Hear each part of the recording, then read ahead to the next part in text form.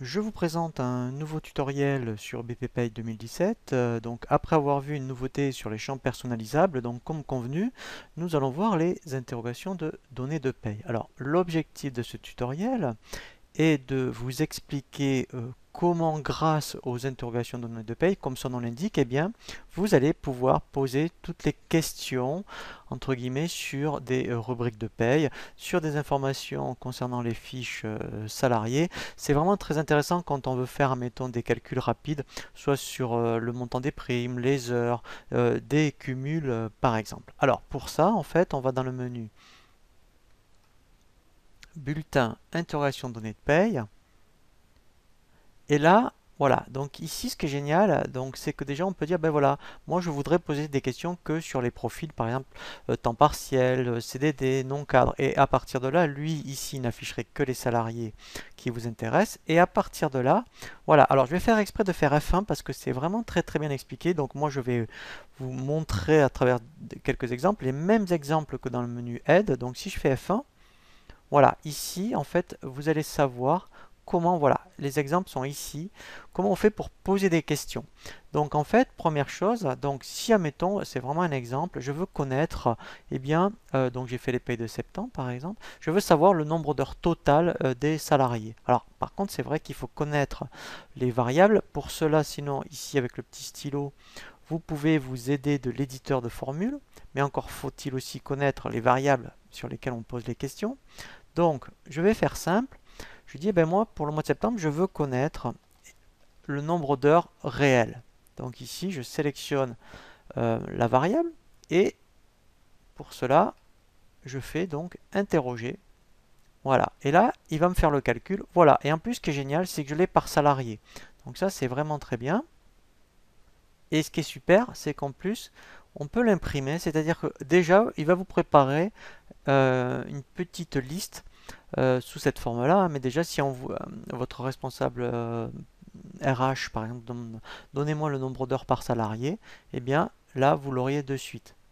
Voilà. Euh, voilà, donc là, la présentation, elle est basique, hein, mais au moins, vous avez l'information et c'est un état que vous pouvez donner.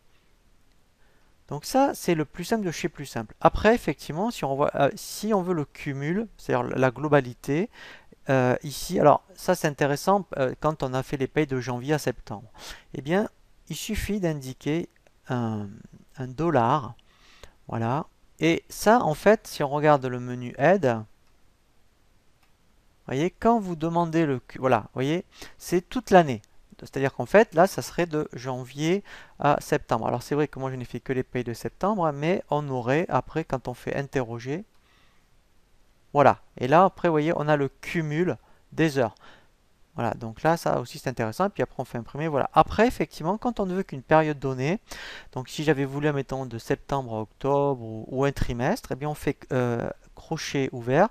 Alors, en fait, hein, on met les premiers caractères. Donc, ce qui est bien, c'est que vous mettez janvier comme ça. Après, vous mettez un tiret. Et si je voulais jusqu'à mars, par exemple, voilà, et bien, ici, j'indique mars et je ferme les crochets. Voilà, et là la syntaxe est juste. Voilà. Bon, moi il va rien se passer parce qu'en fait j'ai pas fait les payes de janvier à mars, hein, mais voilà. Mais donc quand vous voulez une période spécifique, eh bien voilà la syntaxe. Voilà, donc ça c'est après toutes les variables. Après vous voyez donc je peux rajouter autant de questions que je veux sur n'importe quelle variable ou rubrique, hein, et comme ça en fait il me constitue un tableau. Donc là vous voyez quand on fait interroger, alors peut-être qu'il n'y a pas eu de prime, hein. Voilà, donc vous voyez, admettons il n'y a pas eu de prime, mais au moins, bon, on suppose qu'il y en avait eu, et bien au moins après ce qui est génial c'est quand on fait imprimer, et bien lui il vous le rajoute, il vous fait, voilà, il le rajoute dans le tableau. Donc à tout moment, voilà, hein, vous voyez, vous pouvez rajouter tout ce que vous voulez. Ce qui est intéressant également, c'est qu'on peut, donc si tous les mois vous faites la même requête, vous faites ici enregistrer, voilà. Donc là, je mets requête. Voilà, je vais la mettre sur le bureau. Voilà.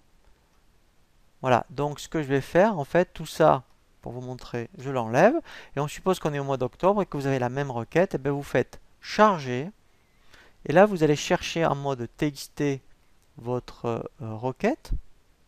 Voilà. Voilà. Donc lui, comme ça, il remet toutes les variables ou rubriques, hein, et voilà. Et après, vous n'avez plus qu'à faire interroger. Mais là, au moins, il le fera après pour le mois d'octobre. Voyez? Donc c'est vraiment très très bien comme petite fonctionnalité. Moi, je trouve ça super pratique.